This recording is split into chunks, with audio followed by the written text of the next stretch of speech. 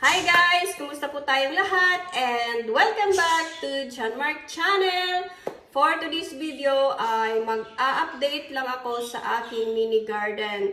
Dahil naisipan kong magtanim ng pichay, kaya umorder ako ng pichay seeds sa Amazon. So, wala rin akong garden bed. Ang gagawin ko ngayon ay gagawa ako ng DIY garden bed. So, para-paraan lang guys, para makatanim tayo at saka makakain tayo ng fresh na gulay. Kasi dito sa Roswell, bihira ka lang talaga makakita ng mga pang Pinoy na gulay, ganon. Tsaka yung pichay, bihira lang din mabibili sa store. So, ayun, naisipan kong magtanim ng pichay kasi nga yung pichay ay madali lang naman siyang anihin. More than 1 month lang. Pwede mo siyang anihin. Kaya tara guys, samahan niyo ako sa aking mini garden! At ito na yung update guys sa ating pichay na seeds. Pang 3 days na to siya ngayon. Kaya ayan, tumubo na sila. So dito ko muna pinatubo bago ko i-transfer sa garden bed. Ayan. Maganda yung tubo niya. So bali, isang sachet nga pala ito guys. Binili ko 4,000 seeds, pero hindi ko siya tinanim lahat kasi sobrang dami naman. Baka mapurga naman ako ng pichay nito. So, after 5 days guys, ganito na ang itsura ng aking pinatubong pichay. Ayan. Yung iba, nilipat ko nga pala sa tray ng itlog para naman makahinga sila kasi dikit-dikit sila doon sa lata. So, ito na siya guys. Nilipat ko yung iba dito para maluwang. Ayan, tray ng itlog yung ginamit ko. Mayroon din pala ako dito, direct sa lupa. Ayan. Mas maganda yung direct sa lupa. Maganda yung tubo nila. Pang 5 days to siya ngayon, guys. Ayan. Hindi pa totally tumubo lahat. Meron pa ako nakikitang seeds na nagsisimula pa lang tumubo. Ayan.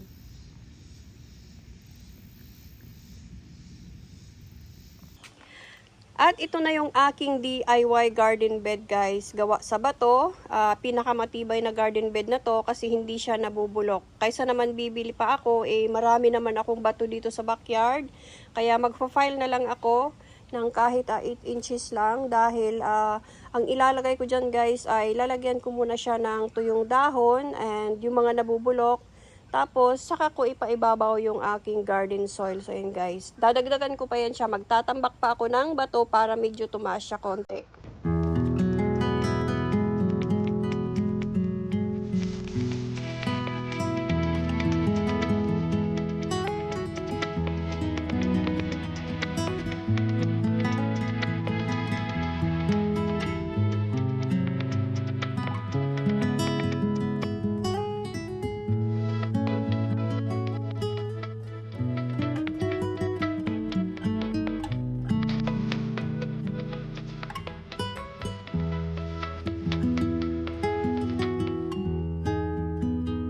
Nakakagulat lang guys kasi tuwing bukas ko ng bato, may mga ano siya, may mga frog na maliliit na ganito. Ayan.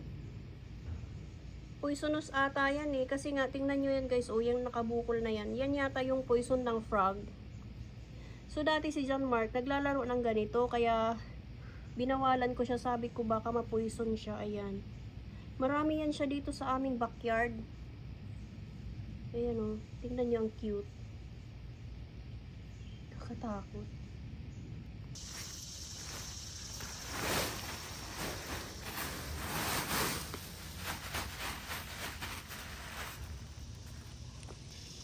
So ito na siya guys, nilagyan ko na siya ng mga dry na leaves. Ganito pala ang technique para makatipid tayo sa soil. Dito kasi walang libreng soil. Binibili natin lahat. So ang mahal ng isang bag, yung isang bag na binibili ko ay $7 din, kaya lagyan natin ng dahon para makatipid tayo sa lupa. Ayan. So kahit ganito lang to siya kaliit guys, pero ang bag ng soil na magagamit dito ay siguro mga 5 na rin. Kaya damihan na natin ng dahon. Kasi ang pichay ay hindi naman malalim ang ugat ng pichay. Hindi kagaya sa ibang mga gulay. So ang pichay ay mababaw lang ang ano niya. Mababaw lang ang ugat, kaya okay na yung hindi na natin kapalan yung soil. Ganyan lang.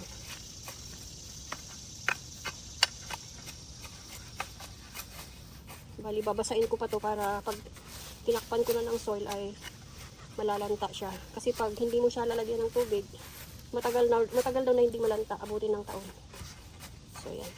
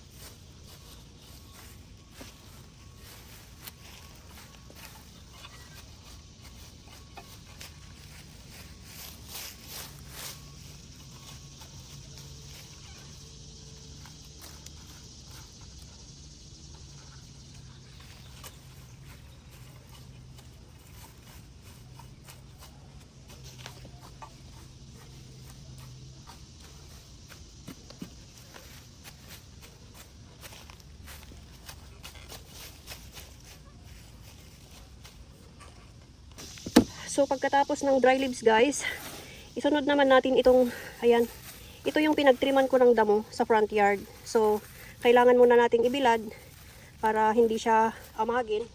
Ito naman ang sunod natin ilagay. Ito, pwede na rin natin itong ihalo sa soil kasi ano na siya, oh, dry na siya. So, ayan. Ito yung pinaka-fertilizer niya pag nadurog na. So, ayan. Damihan na natin.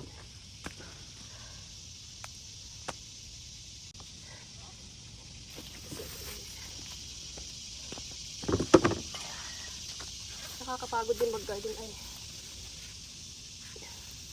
Ayan, kalat na naman natin hanggang mag-flat.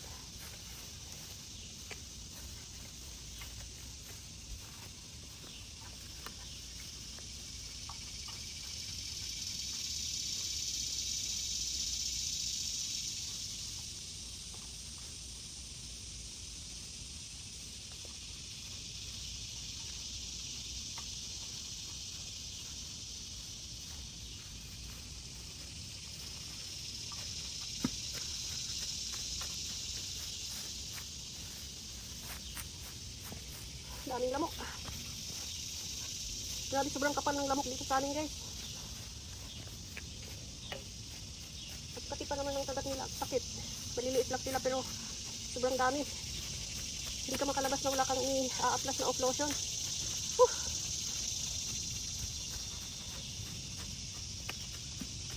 Okay, guys.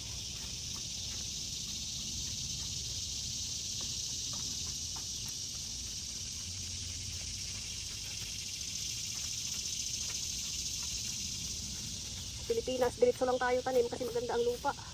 Dito kailangan pang diskarte. Daming diskarte, daming gastos din. Ay. Ayan siya, guys.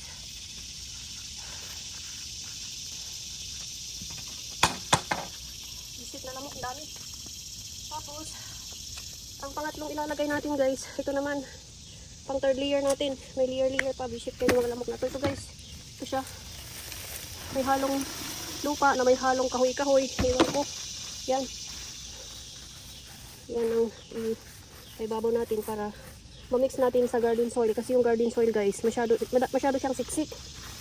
Kumbaga, kailangan mo pang haluan kasi hindi makakagalaw yung mga roots ng gulay. Kailangan talaga i-mix.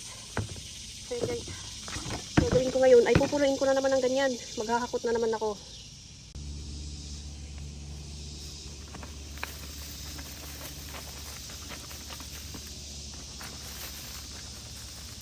Guys, lupa at saka kahoy, ito siya.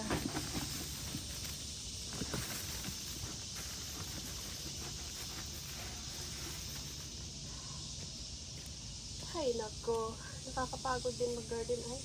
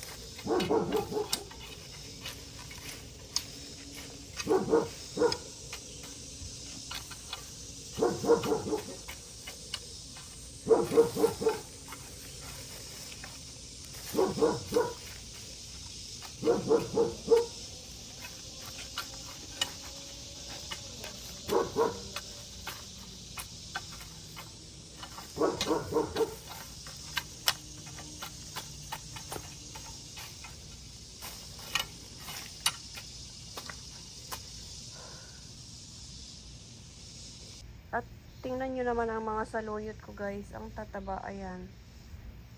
Ang dami kong saluyot ngayon. Pakita ko sa inyo lahat ang saluyot. Ito pa guys, puro saluyot yan. Ang dami kong saluyot. Mayroon pa doon sa likod. Bagong tanim. So yun guys, oh. Puro saluyot lahat. Dami yan. Ang daming talbos. At nagtanim din pala ako ng ampalaya guys. Ito na siya ngayon. Ang bilis lumaki ng bunga. Pinalot ko para hindi siya butasan ng mga insekto. Ayan. Meron pa doon. Ayan. Nakahabol pa ang aking ampalaya. Tsaka yung kamatis ko hanggang ngayon namumunga pa rin. Ayan. Kailangan pala ng balag ang kamatis. Sobrang taas pala ng kamatis dito, ayan. And may tanim din pala akong sitaw, ayan. Nagpahabol ako ng sitaw, ewan ko kung makakahabol ba yan. Ayan, may balag na rin siya, ginawaan ko na rin. Yan yung balag niya, ayan. Hanggang dun sa taas. Marami yan siya guys, ayun. Puro sitaw yan siya dyan. Ayan, napapalibutan ako ng saluyot guys. Kung sinong may gustong saluyot dyan, punta kayo dito sa bahay. Ayan, sobrang init ngayon ay. Ito naman sigarilyas na tanim ko. 3 months na to, wala pang bunga. Matagal pa lang mamunga ang sigarilyas guys. Parang 4 months. Ayan, wala pa rin siyang bunga. And that's all for today's video guys. Thank you so much for watching. Bye!